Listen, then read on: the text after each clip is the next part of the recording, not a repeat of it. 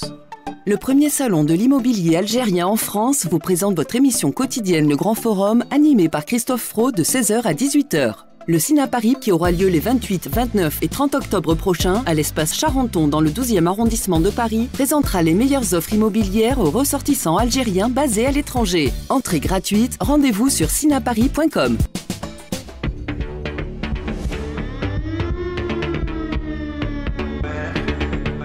Bonjour à toutes, bonjour à tous, ravi de vous retrouver sur France Maghreb 2 pour votre talk de fin d'après-midi. On dit tout haut ce que les gens pensent tout bas ici dans cette émission entre 16h et 18h.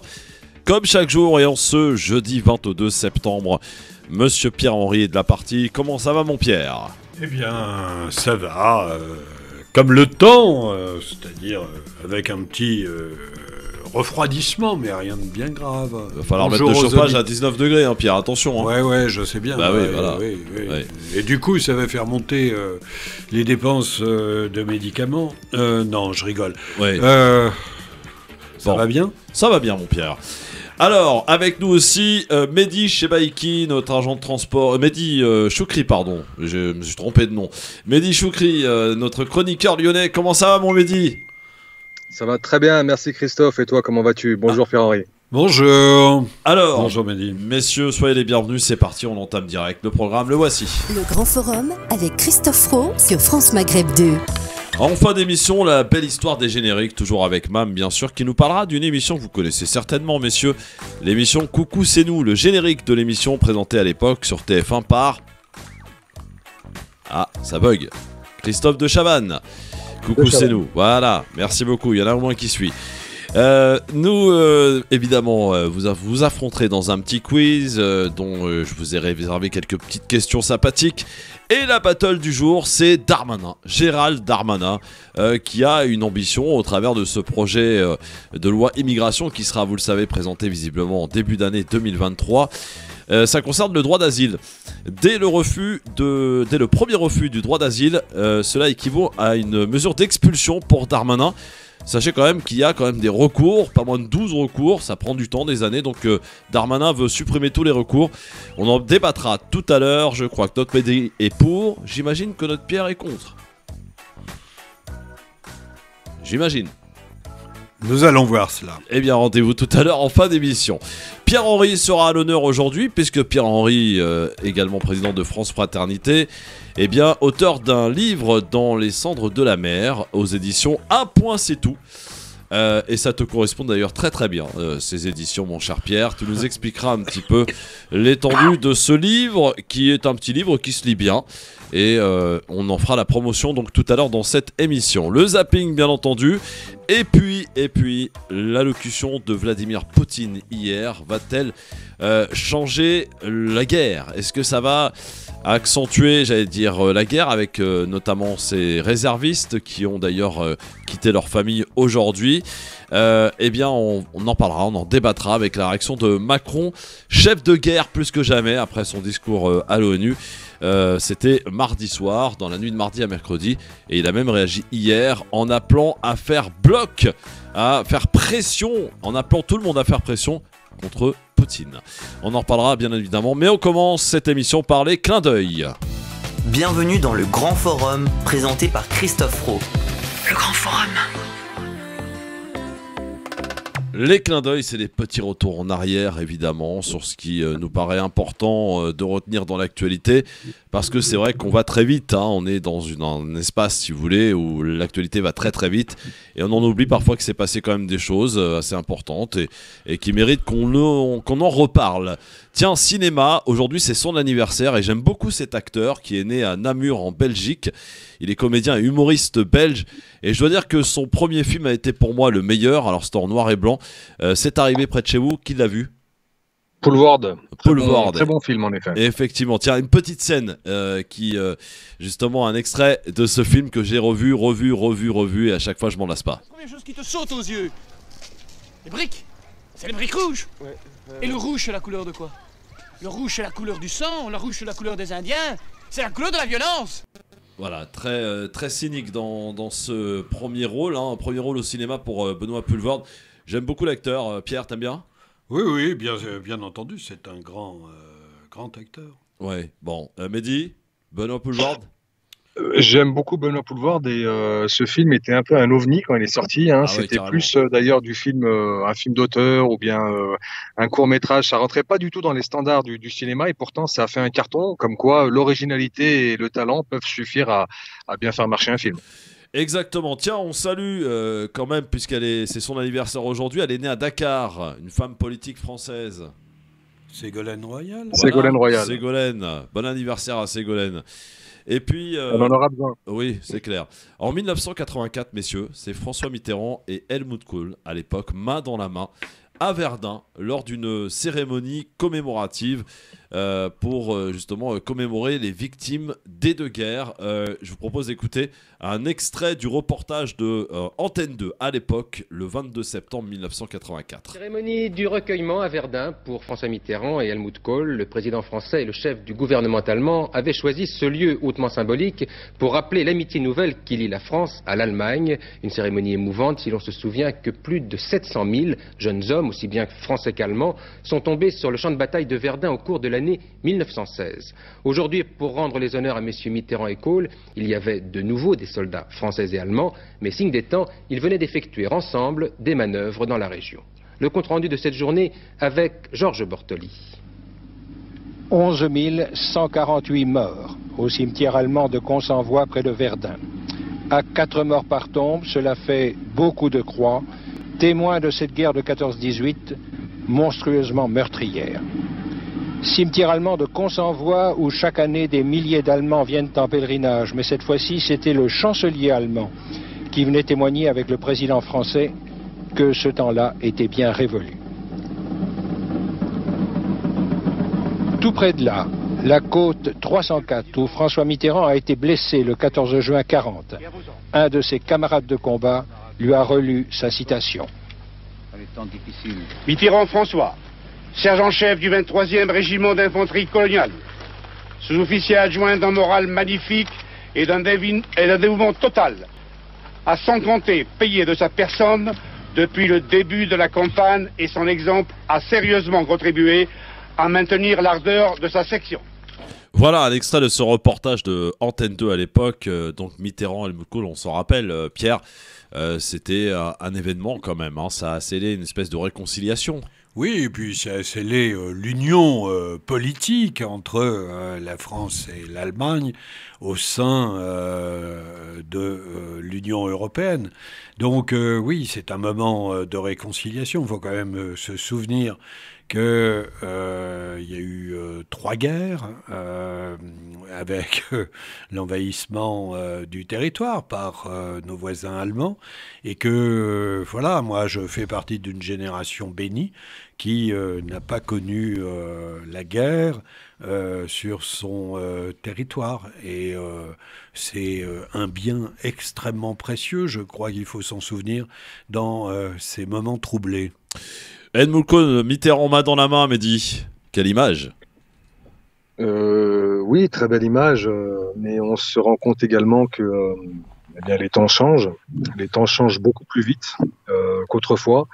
La politique évolue à une vitesse incroyable et l'apogée qui a pu être ce moment entre Kohl et le président Mitterrand, nous en sommes bien loin aujourd'hui, malgré le fait que eh bien, aujourd'hui, beaucoup d'accords nous relient. Nous avons des contrats, nous faisons beaucoup de commerce avec l'Allemagne. Nous avons pas une vision commune, mais nous avions une vision commune qui a été justement issue de cette rencontre entre ces deux hommes.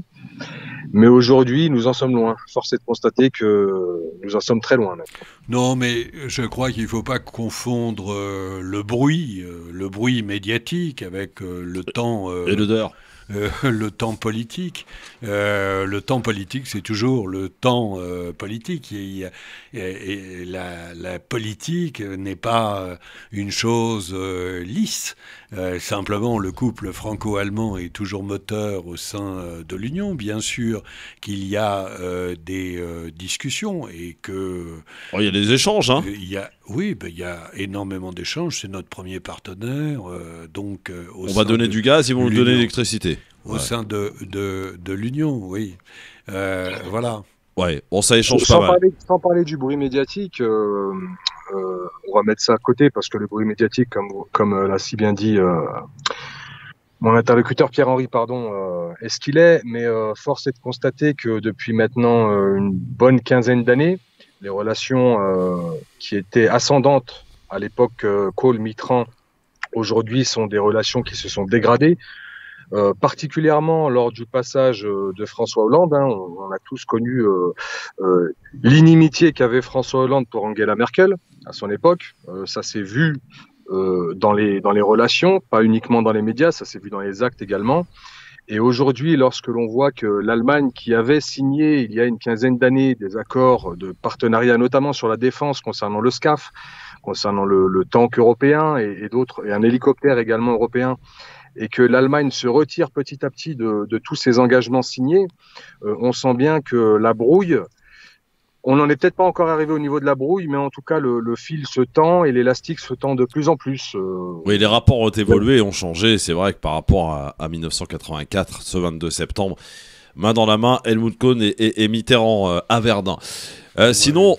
Enfin, moi, je pense qu'il y a toujours eu une relation chaotique depuis 1945 et que ce sont toujours, depuis lors et depuis les années 80, notre meilleur allié et c'est un véritable moteur. Le traité d'Aix-la-Chapelle qui a été signé en janvier 2019, qui réoriente les relations franco-allemandes, sont là pour relever un certain nombre de défis. Mais l'amitié est réelle et sincère.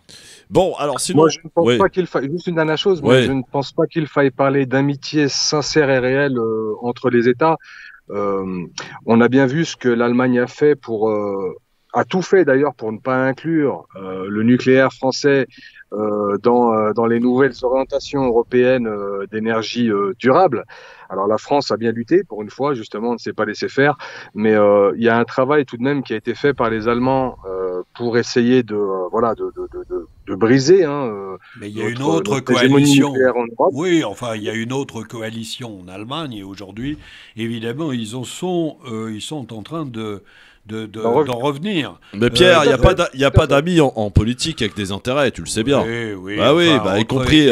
oui, enfin, je veux bien qu'on le dise comme ça, mais dire qu'aujourd'hui, la relation entre les États français et allemands se porte mal et tendue, ce n'est pas la réalité. On n'a pas dit qu'elle se portait mal.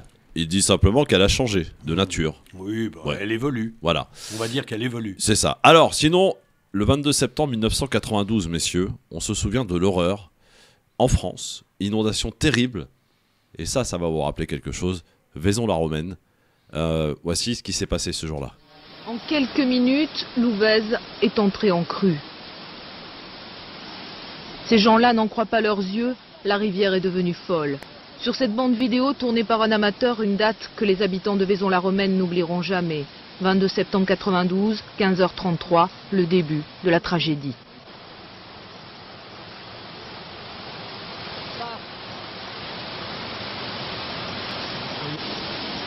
La suite, le caméraman amateur n'a pas pu la filmer. Quelques minutes après le tournage, sa caméra disparaissait emportée par les eaux. Il avait juste eu le temps de sauver la cassette. Incroyable ce qui s'est passé évidemment ce jour-là, le 22 septembre 1992 à Vaison-la-Romaine. Vous en souvenez ou pas? Mehdi, tu t'en souviens? Oui, j'étais jeune, je devais avoir 15-16 ans peut-être, et c'était l'une des premières grosses catastrophes que je vivais, en tout cas catastrophe naturelle que je vivais sur le sol français. Et je me rappelle de l'émoi de l'époque, alors pour le coup justifié, l'émoi médiatique, mais c'était vraiment quelque chose qui a fait l'événement, et on se rappelle des familles endeuillées. C'est une de mes premières vraiment... un de mes premiers souvenirs dramatiques en France. Vaison-la-Romaine, Pierre. Oui, je m'en souviens très bien. Le problème, c'est que ces intempéries meurtrières se reproduisent à échéance régulière et que compte tenu des éléments de dérèglement climatique, ça risque encore de se reproduire, y compris dans un certain nombre de vallées où des constructions anarchiques ont été faites le long des ruisseaux. Ouais, absolument. Bien joué, mon Pierre. Voilà pour ces clins d'œil, en tout cas aujourd'hui, petit clin d'œil d'actualité. On commence toujours cette émission par un petit retour en arrière. C'est bon aussi de se souvenir ce qui s'est passé hier. Hein, on dit souvent d'ailleurs que pour construire son futur, il faut aller un petit peu dans le passé, dans le présent. Allez, dans un instant, on va parler dans le présent de la NUPES, de la tourmente de la NUPES, qui peine aujourd'hui à être crédible après les accusations de violence conjugale concernant Adrien Quatennens et Julien Bayou, qui n'ont plus aucune fonction politique dans leurs partis respectifs, mais qui restent cependant députés. On s'en souvient d'ailleurs de ces deux-là, pas que ces deux-là, mais ils étaient nombreux à demander la démission de Damien Abad, de Darmanin. Aujourd'hui, ça a changé un peu de discours. Bah oui, quand on est concerné, forcément, ça change. Allez, c'est parti, juste après la pub. Restez avec nous, le Grand Forum revient dans un instant sur France Maghreb 2. Le Grand Forum.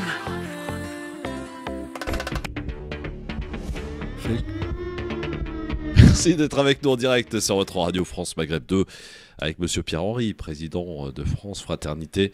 Et on en parlera aussi tout à l'heure, auteur du livre Dans les cendres de la mer, aux éditions Un point c'est tout. Mehdi Choukri est avec nous, notre agent de transport, notre lyonnais en chef, est avec nous aujourd'hui.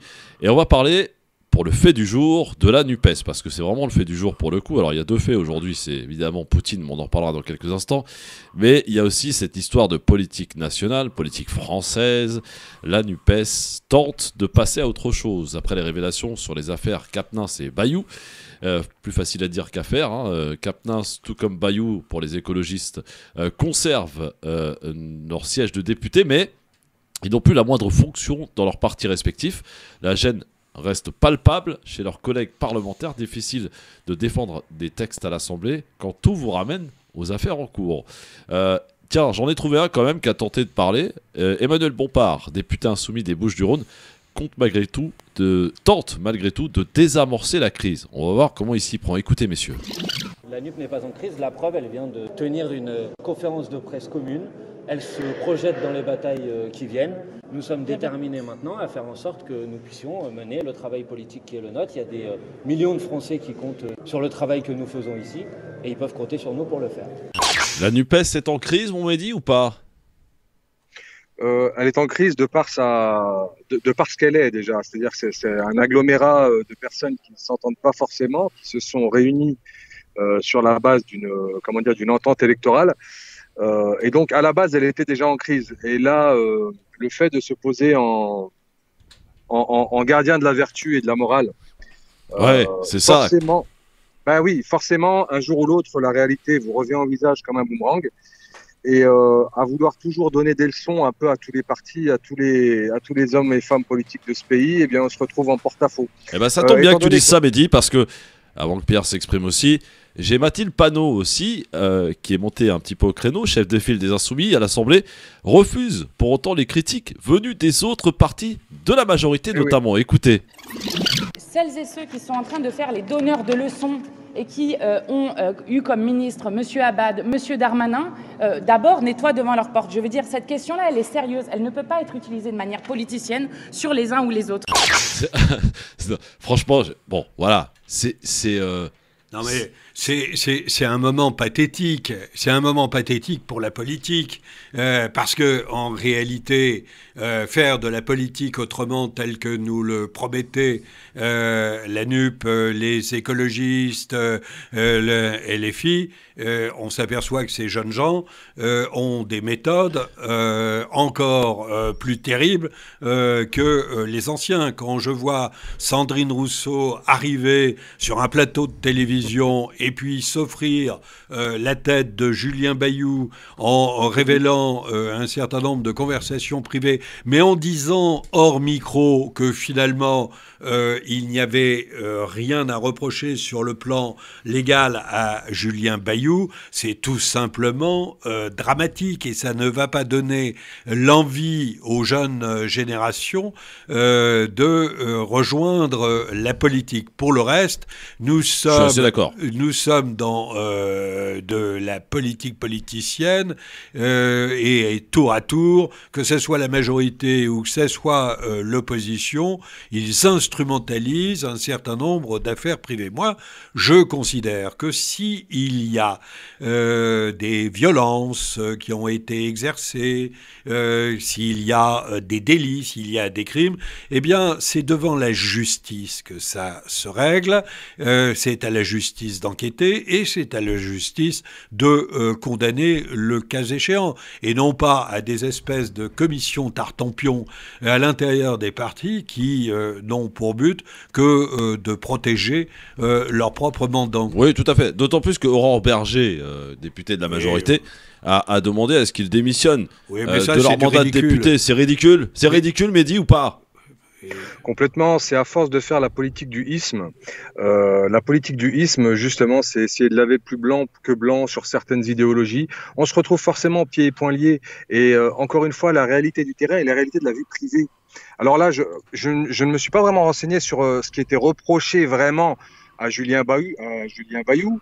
Visiblement, M. Quatennens, député Quatennens, lui, c'est une gifle. Hein, c'est de ça qu'on parle. Oui, c'est ça qu'on une parle. Une gifle qui aurait été suivie d'une main courante. Oui, absolument. Bayou, c'est son ex. Oui, Bayou, c'est son ex-compagne qui apparemment il a été violent avec elle. Et d'ailleurs, Sandrine Rousseau a déclaré qu'elle l'avait reçu chez elle, cette ex-compagne, et qu'elle était très très mal, au point même qu'elle avait fait une tentative de suicide. Oui, alors juste là-dessus, on ne sait pas si la tentative de suicide est due au fait de la gifle ou du fait qu'elle a été reçue longtemps chez Madame Rousseau. Oui. Ça, on ne le sait pas. En tout cas, ça vise à fragiliser quand même cette opposition de la NUPES, qui aujourd'hui est quand même beaucoup moins crédible. Non, mais au sein de la NUPES, il existe différents courants. Ouais, okay, et ces courants luttent pour savoir qui sera le futur ou la future Jean-Luc Mélenchon. Et qui sera calife à la place du calife, pour faire très simple. Aujourd'hui, il y a un courant qui a décidé d'utiliser certaines méthodes avec des sujets qui sont légitimement à la une de l'actualité, mais à la une de l'actualité avant tout, et qui ont décidé d'user de ces sujets pour arriver à leur fin. En tout cas, c'est ma lecture des combats qui se déroulent actuellement à la NUPES. Pierre, est-ce que la justice médiatique n'a pas pris la place de la vraie justice aujourd'hui? C'est absolument terrible. Il n'y a plus de secret de l'instruction, et ça fait fort longtemps. Vous rentrez dans un commissariat, vous êtes mis en garde à vue pour une affaire XY, et immédiatement, l'information qui devrait être secrète est transmise aux médias qui en font leur choudra. Les journalistes ont des relais, ont des connaissances à l'intérieur de la police. Ben, ça pose quand même un problème dès lors que, a priori, on se rappelle que tant qu'on n'est pas condamné, on est présumé innocent. Oui, ça on l'oublie beaucoup ça, en ce moment. Et ça, on l'oublie. Alors, encore une fois, sur les violences intraconjugales, les violences faites aux femmes, il n'y a pas de compromis à avoir, bien entendu. Simplement, pour moi, ça se règle devant la justice.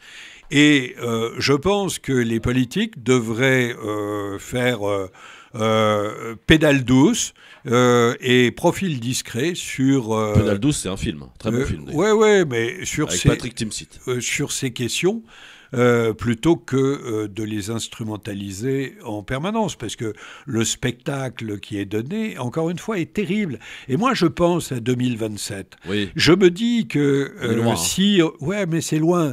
Mais en tout cas, franchement, avec ces polémiques successives, ces saillies, ces punchlines des uns et des autres, en fait, on est en train d'amener le tapis rouge pour une coalition de droite et d'extrême droite en 2027. On va accueillir Linda qui nous appelle de Nancy au 01 40 33 9000. Bonjour Linda. Bonjour, bonjour à tous. Bonjour Linda. La NUPES est au plus mal, ma chère Linda? La NUPES est au plus mal et la société en général aussi. Ouais. J'ai une réflexion beaucoup plus globale que le simple scandale qui touche la NUPES et qui aujourd'hui est quotidien parce qu'effectivement les médias sont les tribunaux et je le déplore, moi qui adore le droit français, je trouve ça navrant, mais au-delà de ça, je vais rejoindre un de vos chroniqueurs qui expliquait... Pierre-Henri. Ah non, c'est pas toi, Pierre-Henri. Alors, Pierre-Henri, je vous connais. Excusez-moi, mais non, c'est l'autre chroniqueur. Ah bah voilà. Il s'appelle Mehdi Choukri, c'est notre Lyonnais, Pardon. voilà, chroniqueur lyonnais. Mais... Excusez-moi, Monsieur Choukri. Je le rejoins complètement. Hein. La frontière entre le public et le privé, force est de constater qu'aujourd'hui, elle n'existe plus. Et sans banaliser, hein, bien évidemment, ce qui se passe dans un couple, dans le cadre d'un divorce, dans le cadre de conflits intrafamiliaux, etc., ça ne regarde absolument pas les médias.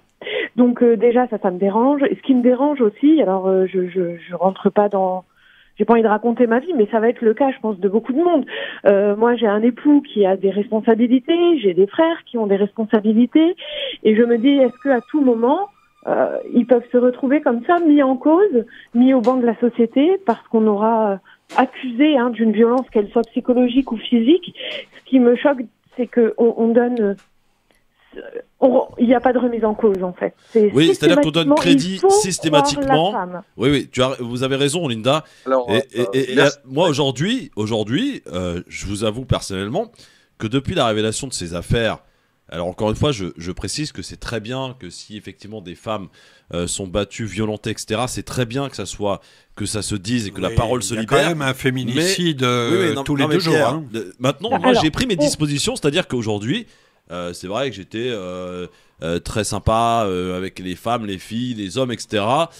Voilà, mais aujourd'hui je prends ma distance parce que j'ai plus envie Et on n'est pas à l'abri que demain, par exemple, je m'embrouille avec une femme ou une demoiselle, Pierre ou Mehdi, et que voilà, on se fasse accuser. Moi, je ne suis pas choses... une demoiselle. Non, mais il y a quelque chose que Linda a dit et déjà merci Linda parce que justement parfois lorsqu'on tient certains discours, on a tendance à être machiste ou misogyne, alors que c'est du tout le cas.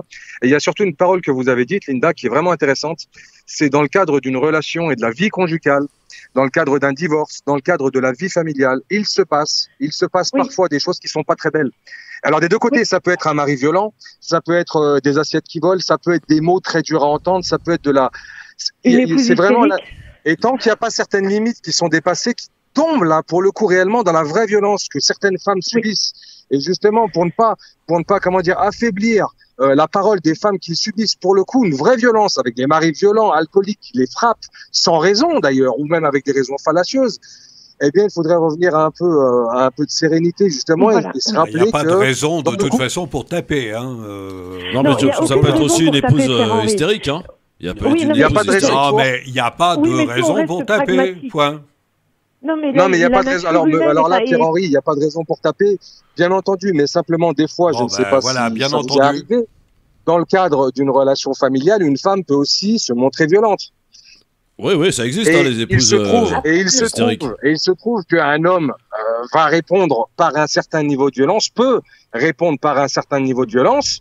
Simplement, la différence physique fait que forcément, il aurait pas dû le faire. On est d'accord. Mais ça arrive.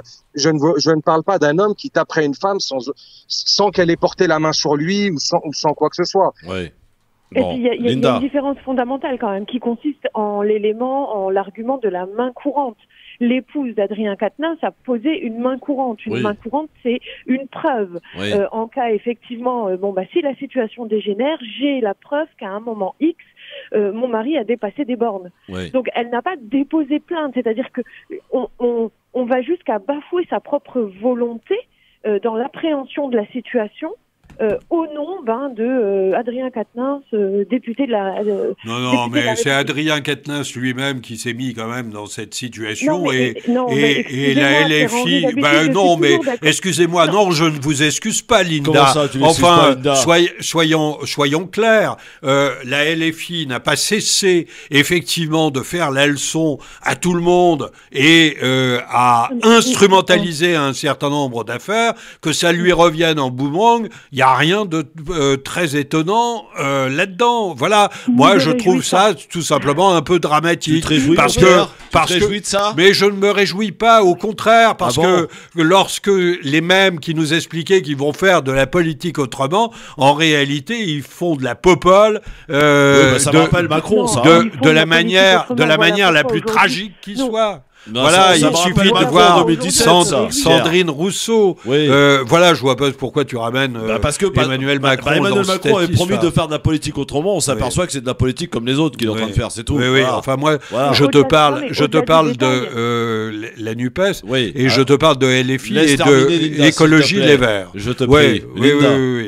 Oui, priorité aux auditeurs, quand même, s'il vous plaît. Aux auditrices, en l'occurrence. Je voulais vraiment recentrer le débat là-dessus, c'est-à-dire les violences, quelles qu'elles soient, on doit les combattre par tous les moyens. La question, on ne remet pas ça en cause. Mais ça l'a dit. Ça, moi, ce que je remets en cause, c'est la position des hommes dans la société. Et j'ai l'impression qu'on arrive dans une société où l'homme est la bête à abattre. Excusez-moi.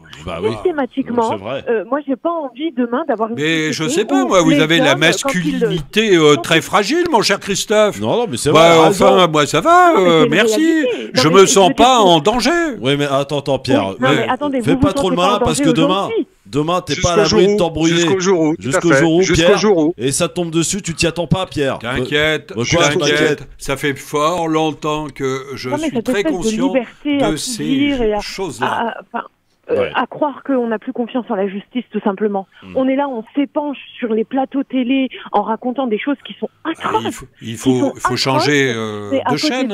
On a quand même, excusez-moi, n'allez pas voir Hanouna, n'allez pas voir. C'est terminé. Pierre fait ce qu'elle veut en même temps. Ce qu'elle veut. Ce que je veux dire par là, c'est qu'aujourd'hui, avec les médias, les réseaux cessez de regarder les émissions. Il y a une liberté de parole un peu malsaine qui doit quand même nous questionner. Merci, Malinda. Merci beaucoup. Voilà. Merci, Linda. Merci. Très intéressant, Malinda de Nancy. Dans un instant, l'allocution de Vladimir Poutine marque-t-elle un tournant dans cette guerre en Ukraine? On en reparle dans un instant avec Pierre-Henri et Mehdi Choukri. Ça y est, notre Pierre est bien réveillé. A tout de suite. Ne bougez pas, le Grand Forum revient dans un instant. Le Grand Forum sur France Maghreb 2. Le Grand Forum avec Mehdi Choukri, avec Pierre-Henri qui sont avec nous sur France Maghreb 2 et on va parler maintenant de Vladimir Poutine. Je vous propose de réécouter un extrait de son allocution d'hier matin qui a été enregistrée mardi soir, diffusé mercredi matin hier à la télé russe. Du chantage avec l'arme nucléaire, cela peut se retourner contre eux. Nous entendons des possibilités de recourir à une arme nucléaire contre la Russie. Ce sont des paroles des représentants de l'OTAN. Je tiens à vous rappeler que la Russie est également dotée d'un certain nombre d'armes suffisamment lourdes.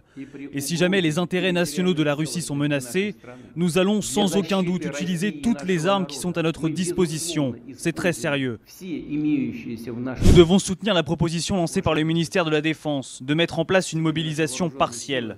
Ainsi, uniquement les citoyens qui se trouvent sur les listes des réservistes doivent être mobilisés, et surtout ceux qui ont une expérience militaire. Cette mobilisation partielle prend effet aujourd'hui. Concernant les référendums, les habitants des régions de Donetsk, Lugansk ou encore Kherson pourront se prononcer sur leur sort. L'objectif de l'Occident est de détruire la Russie. Ils disent ouvertement qu'en 1991, ils ont réussi à briser l'URSS et la Russie. Ils ont créé la russophobie. Et cela concerne l'Ukraine, où il y a eu des intentions anti-russes. La guerre commencée en 2014, c'est la faute de l'Occident.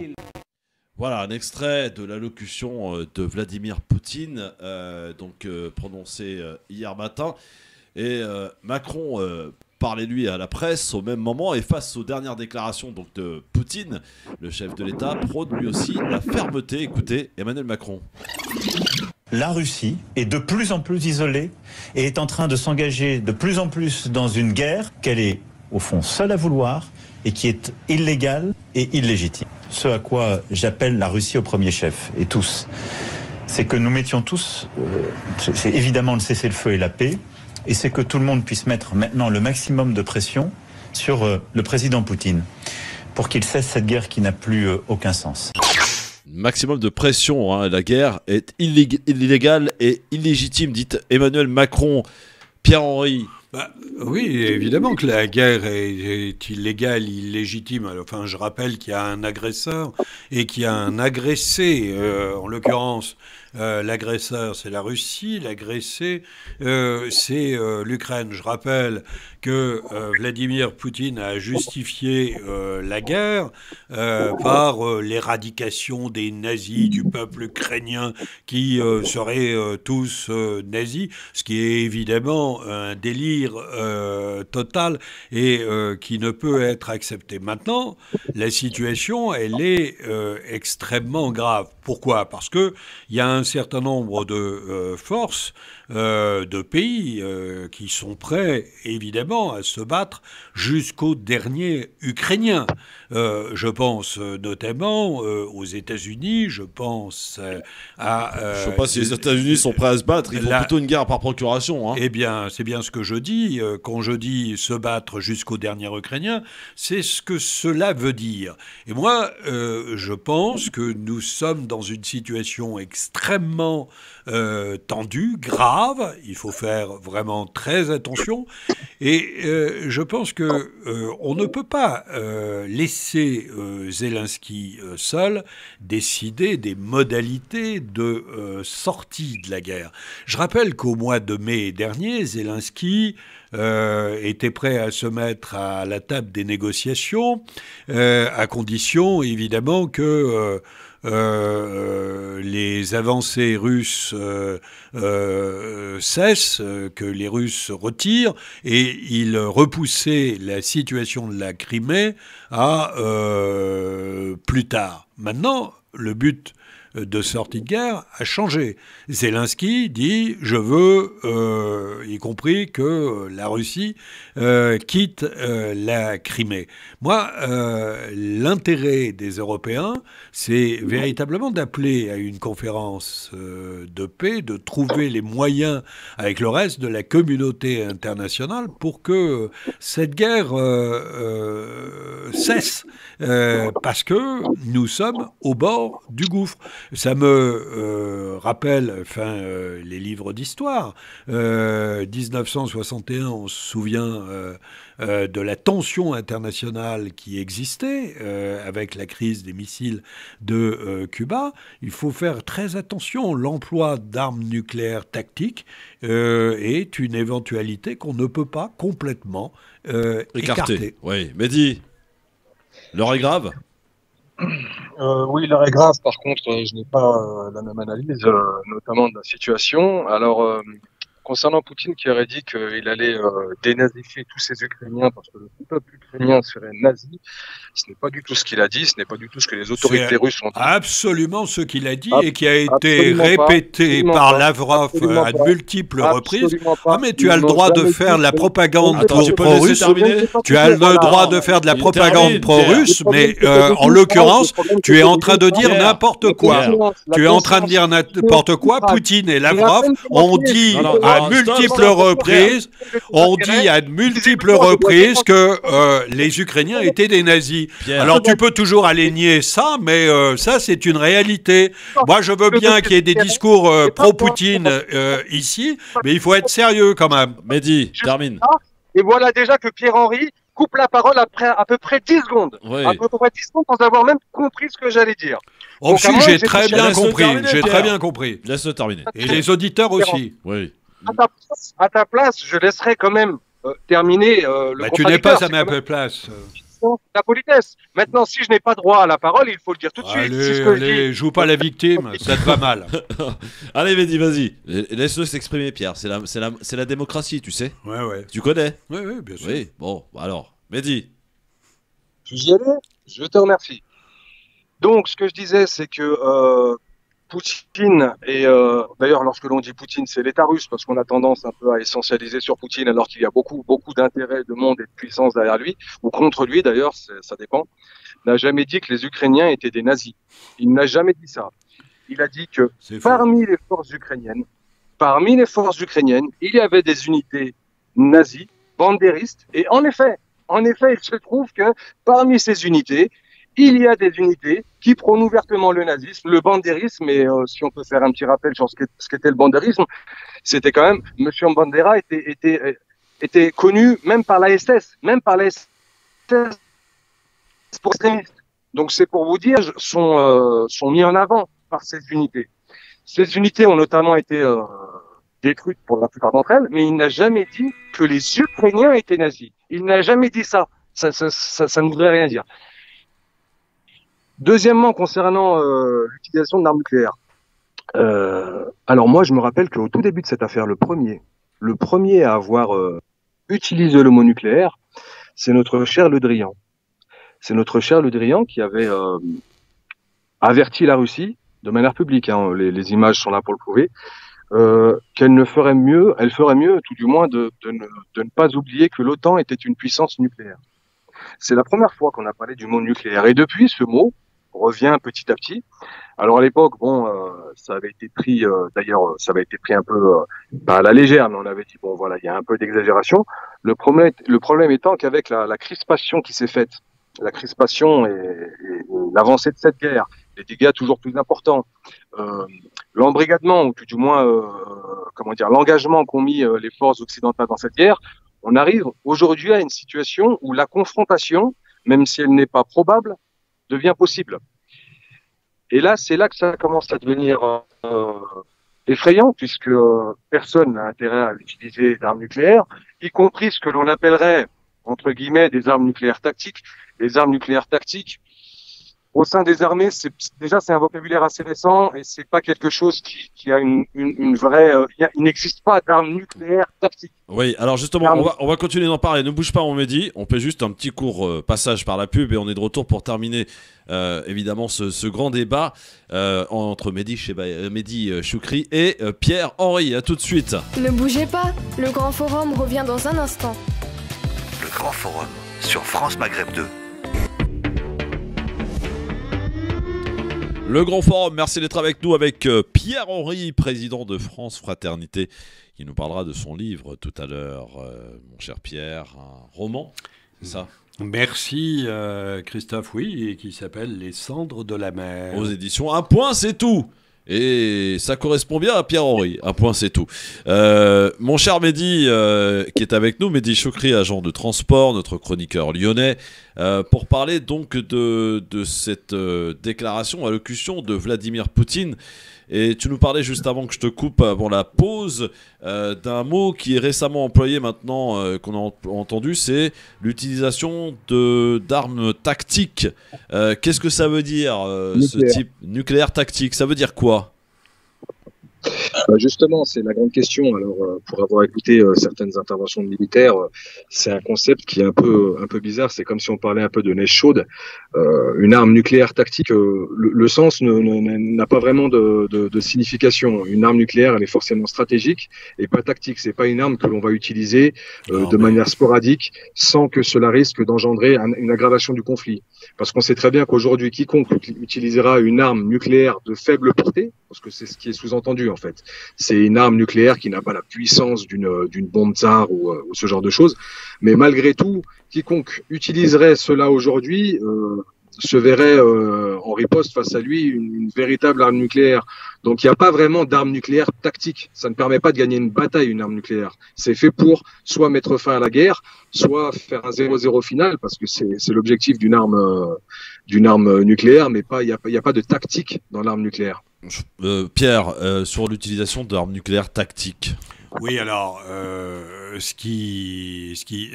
que cela signifie, c'est tout simplement non pas l'emploi d'armes nucléaires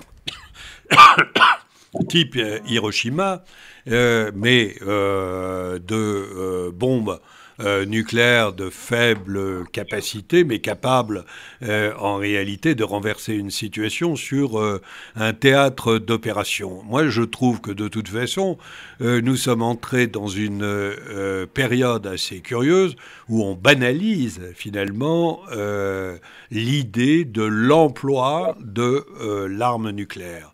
Et quand Vladimir Poutine dit qu'il ne bluffe pas, oui, il l'a dit effectivement. Je ne bluffe pas. Je ne bluffe pas.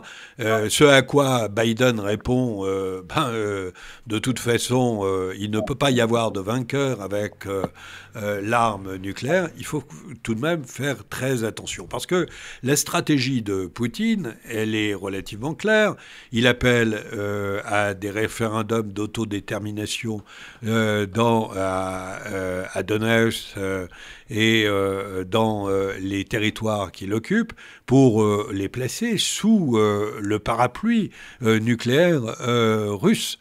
Et à partir de là, il peut très bien justifier que toute attaque sur, y compris de l'Ukraine, avec le soutien des forces occidentales, est une menace pour la Russie. On voit très bien se dessiner ce fut le cas pour l'Ukraine, notamment dans ces régions-là depuis 2014 d'ailleurs.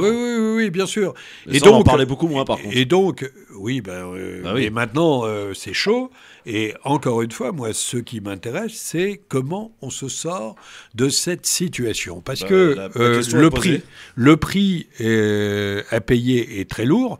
D'abord, dans chacun des pays européens, évidemment en Ukraine, évidemment en Russie, dans le monde entier. Et donc, il me semble naturel, sans être accusé de poutinophilie, on recherche les solutions de paix pour mettre fin à cette guerre. Alors, certes, la Russie doit se retirer d'un... Les chancelleries s'y prennent bien, Pierre, selon toi? Par exemple, quand on entend un Emmanuel Macron qui appelle le monde à faire pression sur Poutine? Mais... c'est assez logique qu'il dise ça. D'abord, il le dit devant l'ONU. Il rappelle un certain nombre de réalités. Il dit que c'est la Russie qui veut la guerre. Alors après, on peut remonter historiquement à un certain nombre de situations. Moi, je considère que les forces occidentales qui composent particulièrement l'OTAN ont raté la période de l'effondrement de l'URSS. Oui, parce que à ce moment-là, je rappelle qu'il y a eu un certain nombre de discussions entre Gorbatchev et les représentants de l'OTAN avec les Américains, où des promesses avaient été faites à Gorbatchev que l'OTAN ne chercherait pas à accroître son influence et à mettre sous sa coupe un certain nombre de pays de l'Est. Il n'en a rien été et à de multiples reprises, Poutine lui-même a ouvert la porte à des négociations en s'appuyant sur une vieille conception qui est celle de l'Europe gaulliste de l'Atlantique à l'Oural. Bon, la fermeture s'est faite, ça c'est l'histoire. Aujourd'hui, nous sommes dans une période particulière, extrêmement dangereuse. Voilà, et donc il faut continuer à essayer de négocier. Et d'ailleurs la Chine, parce que je rappelle dans cette affaire que le puissant de l'histoire dans le monde, c'est aussi la Chine. La Chine, c'est 1,4 milliard d'habitants. Je rappelle que la Russie, c'est 144 millions. Voilà, et quand la Chine commence à dire il faut que les intérêts des uns et des autres soient préservés, et il est important de se mettre autour d'une table, je crois qu'il y a un signal qui est envoyé. Alors Mehdi, justement, tu nous diras dans 30 petites secondes, juste après une petite pub VIP, comment on peut en sortir justement de cette guerre. Quelle est la solution selon toi? On en parle évidemment tout de suite sur France Maghreb 2. Tout de suite. Le Grand Forum avec Mehdi Choukri et avec Monsieur Pierre-Henry. Alors, Mehdi, tu as écouté longuement et attentivement Pierre donc de faire son exposé sur la situation. La question aujourd'hui à laquelle on va tenter de répondre pour conclure, puisqu'on sera amené évidemment à reparler Comment sortons de là? Maintenant, une fois qu'on a toutes les composantes, j'ai envie de dire, on a tous les paramètres, comment on fait pour en sortir? Quelle attitude adopter, Mehdi? Alors tout d'abord, je rejoins Pierre sur la recherche de la paix qui doit être vraiment l'axe de travail prioritaire. Je le rejoins également sur l'histoire. On est toujours le résultat de son histoire. En France, la guerre contre la Prusse en 1870 a engendré la Première Guerre mondiale, qui a engendré la Seconde Guerre mondiale. Oui. Qui revient aujourd'hui avec la Chine en plus. Enfin bref, on est toujours le fruit de son histoire. Pour venir maintenant sur ce qui pourrait être fait pour calmer la situation, nous ne sommes pas dans le secret des dieux, mais à mon sens, il y a un état de fait aujourd'hui qui ne sera pas remis en cause sans une guerre que nous vivrions pour le coup. C'est le fait que les territoires qui ont été pris par les républiques autonomes qui vont être rattachées à la Fédération de Russie ainsi que la Crimée ne seront jamais rendus. Dans aucun traité de paix, ça ne sera rendu. Pourquoi? Déjà, parce que je pense que ce ne sont pas les objectifs de l'État russe. Et deuxièmement, on parle souvent d'opposition russe à Vladimir Poutine. Et on parle de l'opposition russe qui, schématiquement, qu'on pourrait qualifier de pro-occidentale. Mais le gros de l'opposition russe à Vladimir Poutine, c'est les communistes et c'est l'ancien parti de Zhirinovsky, les nationalistes. Et eux n'ont pas du tout une vision il faut faire la paix. Ils ont une vision plutôt il faut aller plus loin dans la destruction de ce pays ennemi que serait l'Ukraine. Donc c'est pour cela que Poutine n'est pas non plus en position de tsar tout puissant. Il fait face à lui à des gens qui veulent beaucoup plus de guerre, beaucoup plus d'action. Et c'est pour ça que selon moi, il ne rendra jamais les territoires qui ont été pris ainsi que la Crimée. Donc pour parler de la paix, je pense qu'à l'avenir, si paix il doit y avoir, et j'espère qu'elle sera là, ça se fera sur les bases des frontières de la ligne de front à peu près actuelle, c'est-à-dire les russophones qui rejoindront des républiques russophones et une Ukraine qui, elle, sera peut-être avec un accès à la mer au niveau d'Odessa et ce qui reste actuellement, je suppose. Oui, mais donc pour avoir plus que clair, ça m'étonnerait. Voilà, il faut s'arrêter là, sur ce schéma-là, et peut-être qu'une paix est possible en sortant de là. Naro est avec nous au téléphone, 01 40 33 9000. Bonjour Naro. Oui, bonjour tout le monde. Bonjour. Alors, comment fait-on pour en sortir, Naro? Je n'interviens là-dessus, sur ce sujet qui est qui me trouble énormément. Je ne suis pas le seul, évidemment. Alors, j'avais une dent contre, curieusement, j'appréciais quasiment tout le temps Pierre-Henry. Puis là, avant de revenir un peu sur son attitude, il semblait donner tort toujours, tout le temps à la Russie, à Poutine, etc. Il est un peu revenu là-dessus, tant mieux. Parce que quand même, dans cette affaire, la Russie, Poutine, a été poussé par l'OTAN, les Américains en particulier, et d'autres acteurs, à faire ce qu'il a fait. Qu'il est mal jugé ou pas, qui est... c'est fait, il a déclaré, il a envahi l'Ukraine, mais c'est pas sans raison, il a été poussé pour ça. Pour voir tout ce à quoi on assiste de la part des Américains et tout l'Occident, les grandes puissances sont contre. C'est absolument démentiel. Rappelons-nous en quelques mots quand même l'histoire de 62, les bases russes URSS à Cuba. Qu'est-ce qu'il a fallu? Les Américains ont failli déclencher la Troisième Guerre mondiale, on disait à l'époque, en exigeant de Khrouchtchev qu'il retire ces fusées de Cuba, à la demande de l'installation de Castro, de Cuba, et de Cuba est à peu près peut-être 250-300 km, si je ne me trompe pas, de la Floride, des États-Unis. Et là, on est à la frontière de la Russie, et on dit à Poutine, à la Russie, bouclez-la. Comment ça s'est résolu, l'affaire de Cuba? C'est que négociation a eu, et la Russie, enfin l'URSS, a accepté de retirer ces fusées, à condition que les Américains retirent leurs fusées de la Turquie, donc donnant-donnant. Et là, aujourd'hui, ce que j'entends, ce qu'on entend, excuse-moi, je t'interromps une seconde. C'est très bien de rappeler cela parce que l'affaire des missiles de Cuba ont justement été la conséquence de l'affaire des missiles des Américains en Turquie. Oui, effectivement. Je veux dire, c'est plus que 2 poids et 2 mesures. C'est absolument insensé. C'est mensonger tout ce qu'on ou à peu près tout ce qu'on raconte du côté de la Russie. Moi, j'ai d'autres sources qui me paraissent beaucoup plus équilibrées, beaucoup plus sérieuses dans la diffusion de l'information. Ouais, on accuse les Russes de tout, Poutine, oui, de enfin, toutes les exactions. C'est quand même lui, bon, c'est quand même non, mais quoi. Oui, mais que historiquement, il est clair que des promesses n'ont pas été tenues. Absolument. Pour autant, n'excuse pas la politique d'annexion de Poutine.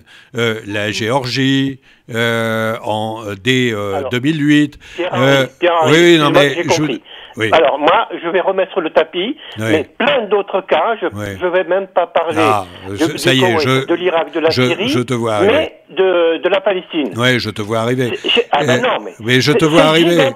Cite-moi je te vois arriver, mais moi j'ai une position. Un exemple relativement récent de cette affaire. Oui. Israël n'a jamais accepté, n'a jamais appliqué aucune résolution de l'ONU. Du monde entier. Oui, de l'ONU. Oui. Aucune pression sur lui, bien au contraire. Oui. Chaque fois, comme et en quoi ça justifie la position de Poutine? Nous sommes là et nous serons toujours là de manière, la position de Poutine d'annexion inconditionnelle, dans l'injustice absolue, dans la violation du droit international le plus absolu. Mais j'entends ce que tu dis, mais en quoi? Pardon, et je termine, mais pourquoi on n'applique pas un peu la balance à mesure en disant les accords de Minsk, on ne donne aucun tort, l'Occident, les médias, les politiques, on ne donne aucun tort à Zelensky, à l'Ukraine.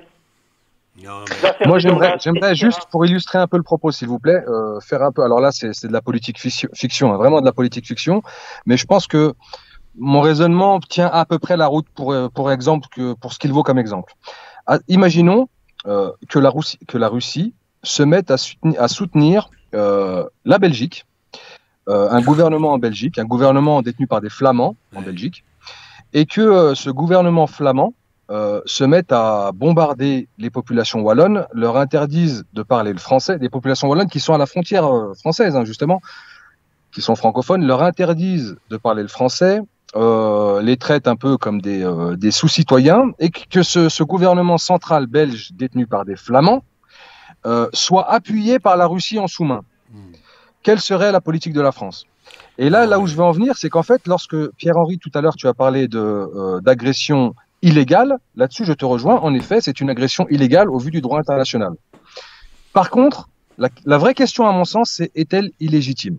Voilà. Ça, c'est pour moi le nœud du problème. C'est illégal, oui, illégitime. Et à partir de cette remarque, tu en viens à justifier n'importe quelle politique d'annexion de la part de la Russie, parce que ensuite, de la part de tous les pays du monde. Oui, mais de la part de la Russie, parce que demain, les États baltes, demain, la Finlande, qui, évidemment, peut être considérée comme une menace pour la Russie. Encore une fois, je ne suis pas fan de la politique qu'a menée l'OTAN, on l'aura compris.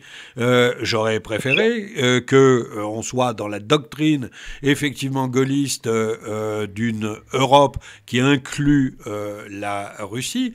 N'empêche que la politique d'agression qui a été menée, c'est le fait de la Russie. Et qu'à un moment donné, il faut aussi lui dire stop. Voilà.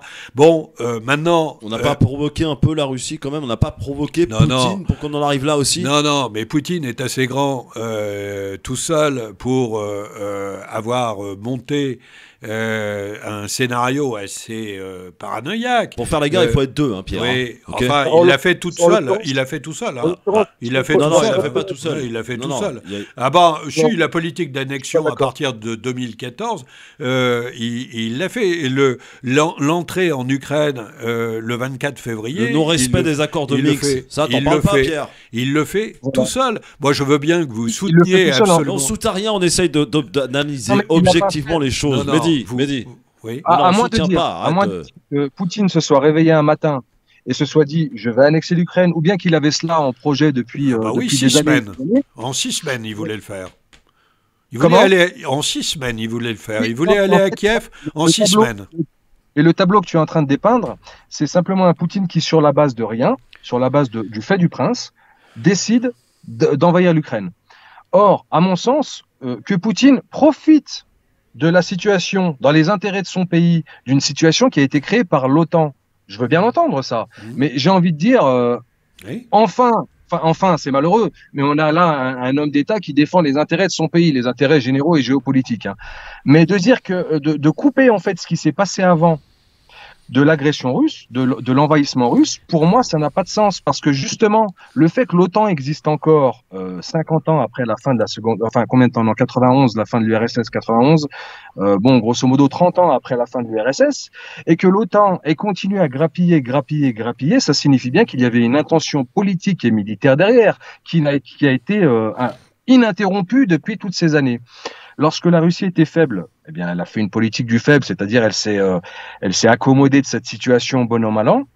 Elle a repris un peu du poil de la bête grâce aux hydrocarbures, grâce à une politique volontariste aussi de Poutine depuis qu'il a été élu, Poutine et Medvedev, enfin surtout Poutine pour être tout à fait juste, mais que maintenant qu'il est dans une position qui lui permet, forcément, il se sert de sa position et des événements. Et tous les Russes ont à l'esprit ce qui s'est passé depuis 20 ans maintenant. Et je pense que dissocier ce qui s'est passé et la présence de l'OTAN, de militaires otaniens, de réunions en Pologne qui réunissaient un ancien ministre de Zelensky ou de Poroshenko, je me rappelle plus, des militaires de l'OTAN, et qui disent qu'il faut découper la Russie en plusieurs morceaux, comme ça a été un peu la doctrine américaine depuis quelques années, ça forcément, ça a tendance, je suppose, à irriter un peu les Russes. Voilà, bon, on a bien compris en tout cas les positions de chacun. Ceci étant, merci beaucoup Naro d'être intervenu pour nous donner ton point de vue qui nous intéresse bien entendu dans cette émission. Dans un instant, un rapide zapping bien sûr, et il faut qu'on parle du roman, parce que c'est vrai qu'en cet hiver difficile qui arrive, mon cher Pierre, avec la bougie, eh bien on va pouvoir lire le livre de Pierre-Henry, Les cendres de la mer aux éditions A Point, c'est tout, on en reparle dans un instant. À suivre aussi la battle et cette idée folle, une nouvelle fois de Darmanin, qui veut, dès le premier refus du droit d'asile, eh bien, ça vaudra une expulsion. C'est ce qu'il entend défendre dans le nouveau projet de loi. D'accord ou pas d'accord? Eh bien, sachez que vous êtes, pour l'heure, 29% à être d'accord. Donc, si mes calculs sont bons, 71% à ne pas être d'accord. Pierre-Henry ne l'est pas d'accord. Mehdi l'est. Et ils s'affronteront dans quelques instants. À tout de suite. Restez avec nous. Le Grand Forum revient dans un instant sur France Maghreb 2. Le Grand Forum.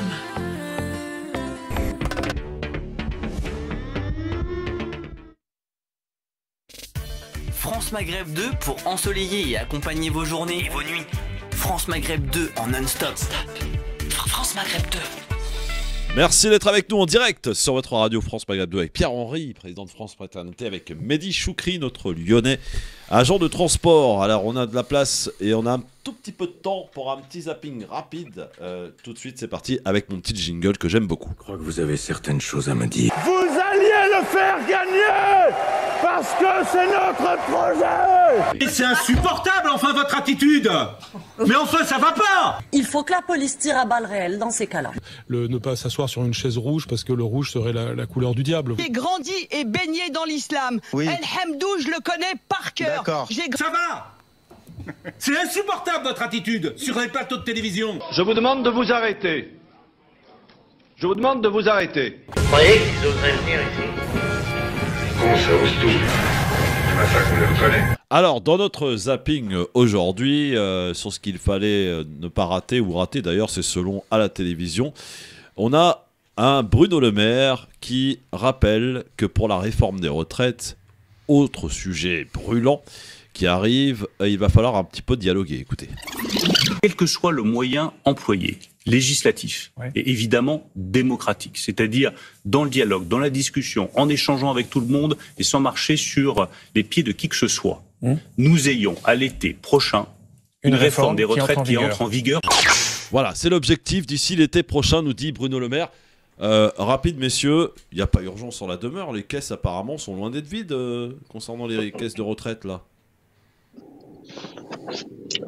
Alors, il semblerait que l'une des raisons, pas la seule, mais l'une des raisons pour laquelle on voudrait encore réformer les retraites serait aussi pour satisfaire nos partenaires européens et pour aller vers une uniformité à peu près utopique, selon moi. Moi, je vois pas l'intérêt. Honnêtement, je vois pas l'intérêt, sachant que les réformes Balladur vont commencer à porter leurs fruits, qui datent maintenant. C'était 93, 92, Balladur, je me rappelle plus. Mais ces réformes vont commencer. Et d'ailleurs, c'est pour ça que les caisses aussi sont actuellement pleines. Elles vont commencer à porter leurs fruits.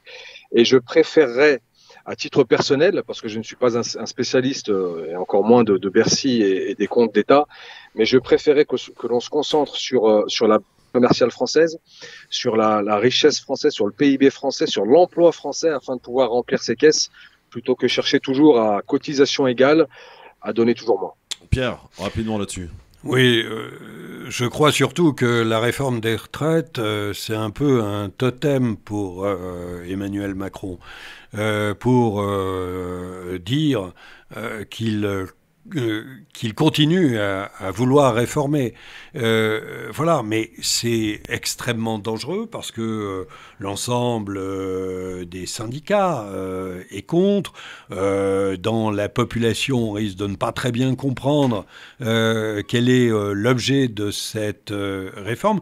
Je rappelle que l'âge légal de départ à la retraite est 62 ans, mais que pour avoir une retraite à taux plein, il faut avoir cotisé 42 ans. Donc, voilà, et sinon, on a une décote. Et donc, la réalité sur le terrain, c'est plutôt que les gens partent plus tard, parce qu'ils sont rentrés aussi plus tard dans la vie active. Ouais. Et maintenant, il est vrai aussi que si on regarde la situation par rapport à nos voisins, il est vrai que nous sommes dans une situation tout à fait particulière, exceptionnelle, etc. Donc, bon, voilà. Je pense... Il n'y a pas urgence en la demeure, quoi. Il n'y a pas urgence, mais il faut une réforme parce que... on sent un exécutif qui est pressé quand même de faire passer cette réforme. Hein. Oui, mais parce que... Je ne suis pas certain. Moi, je pense que si, parce que, en l'occurrence, vraiment, Macron, s'il ne veut pas se faire enfermer, parce que je rappelle que le problème de Macron, c'est que sa succession a déjà commencé. Et donc, pour rester aux commandes et avoir toujours la main, il faut qu'il impose sa volonté réformatrice, oui. Et dans un électorat qui l'a porté, voilà, qui est un électorat de cadres et de personnes âgées. En une phrase, juste une précision, l'âge effectif moyen de départ à la retraite aujourd'hui en France, c'est 62,9, c'est-à-dire c'est presque 63 ans. Oui. Ça, c'est l'âge moyen effectif de départ à la retraite. Donc, on est vraiment sur une réforme, selon moi, idéologique et totem, parce que le fait que les jeunes rentrent, comme l'a dit Pierre-Henri, de plus en plus tard sur le marché du travail, n'auront pas leurs années de cotisation pour partir à 62 ans. L'âge légal est selon moi un faux problème, puisque aujourd'hui il est déjà dépassé. Alors, Pierre-Henri, oui. On te connaît en tant que chroniqueur ici sur France Maghreb 2, en tant que président de France Fraternité, on te connaissait moi en tant qu'auteur, et pourtant, il est sorti ce livre, Les cendres de la mer, aux éditions Un point c'est tout. Pourquoi ce titre ? Le titre est en relation évidemment avec le contenu du roman. Il s'agit d'une grande interrogation sur la filiation, sur la transmission et d'un dialogue entre Dominique, le fils, Gabrielle, la mère, et ce dialogue se passe devant le lit d'agonie de la mère. Et tout ce que ne se sont pas dit Dominique et Gabrielle surgit là, dans un espace de 48 heures, et surtout toutes les questions que Dominique n'a pas pu poser à Gabriel la mère, eh bien, surgissent, parce que plutôt qu'un dialogue, c'est plutôt un monologue de la part qui est mené par C'est quoi? C'est les secrets qui ressurgissent? Alors, c'est une grande interrogation sur à la fois la condition de mère dans les années 50-60. On se rappelle qu'à cette époque, en France, on parlait des filles mères et qu'il y avait une stigmatisation totale. C'est un regard sur, oui, ces années 60 à la campagne, dans le monde rural. Et puis, oui, c'est quelques secrets que le fils et la mère partagent. Partagent, ou peut-être que le fils est très interrogatif vis-à-vis de sa mère, qui lui aurait peut-être caché beaucoup de choses. Et ça se faisait beaucoup à l'époque, hein. Ouais, mais... C'était un petit peu, voilà, dans toutes les familles, il y a eu des secrets parfois très lourds, évidemment, bien sûr, qui ont été révélés des années plus tard. Bien sûr, bien sûr. Mais surtout, ce qu'il faut comprendre, c'est que Dominique, il est d'une certaine manière abandonné par sa mère. Ouais. Il est abandonné par sa mère parce que sa mère se retrouve à 20 ans enceinte dans les années 50, 60, et que la condition de fille-mère est extrêmement terrible. C'est une stigmatisation. C'est très énorme. mal vu. Ouais. C'est évidemment très mal vu. C'est un peu comme aujourd'hui ce qui se passe dans un certain nombre de pays de la Méditerranée. Ça se passe dans les années 60. Et donc le poids de la culture. Ouais, bien sûr, bien sûr. Et puis c'est une opprobre qui jaillit sur la mère, mais aussi sur l'enfant lui-même, qui est stigmatisé, qui est appelé le bâtard. Et donc voilà, ce livre, c'est véritablement, oui, une grande interrogation sur un grand pourquoi. Pourquoi De quoi t'es-tu inspiré pour nous raconter ce roman? Est-ce qu'il n'y a pas un peu du personnel là-dedans? Oui, alors je dirais que dans tout roman, il y a une part sans doute d'autobiographie, mais que le vrai n'est pas toujours vraisemblable, à moins que ça soit l'inverse. La fiction-réalité. Voilà, que ça soit oui, mais forcément on va chercher à se nourrir. L'écriture va chercher à se nourrir de faits réels, mais je rappelle, c'est un roman. Oui, mais est-ce qu'il n'y a pas un poids quand même qui a été allégé dès que tu as terminé l'écriture de ce livre? Ah ben, c'était absolument une nécessité. Il y a eu un temps d'urgence avant l'écriture et la sortie de ce livre. Et puis ensuite, il y a le temps de la sérénité, puisque un certain nombre de choses sont dites. Il faut lire le livre. En réalité, Dominique, le fils qui a été placé en pension, vit une espèce d'exil intérieur. Et il s'interroge sur les raisons de ce placement, de cet exil. Pourquoi ça s'est passé comme ça? Et puis il va se nourrir de tas de petits éléments qui vont peupler son imaginaire et qui vont aider à la résilience et à détourner du chemin qui lui était promis, qui était sans doute d'aller travailler à l'usine. Voilà. Et puis, non, finalement, il y a des mains qui se sont tendues sur le parcours et qui font que Dominique, il est à la fois dans une grande résilience et puis dans une grande douleur qu'il lui fallait révéler, parce que c'est un milieu qu'il décrit de violence intrafamiliale extrêmement forte, avec un secret qui est à l'intérieur du livre et que je laisse les auditeurs découvrir. Est-ce que le fait d'écrire un livre qui est un roman basé sur peut-être quelques faits réels, c'est pas une forme de thérapie? Et beaucoup d'auteurs l'admettent. Hein. Oui.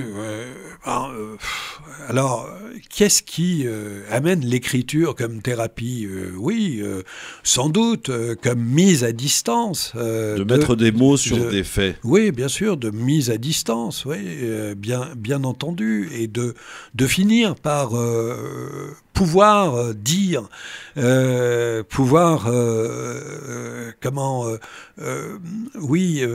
mettre une couleur, mettre des mots, mettre une musique sur un certain nombre d'incompréhensions. Parce que, en fait, Dominique décrit une errance, décrit un exil. Et puis, tout ça se passe dans le dialogue fictif, se passe dans un hôpital.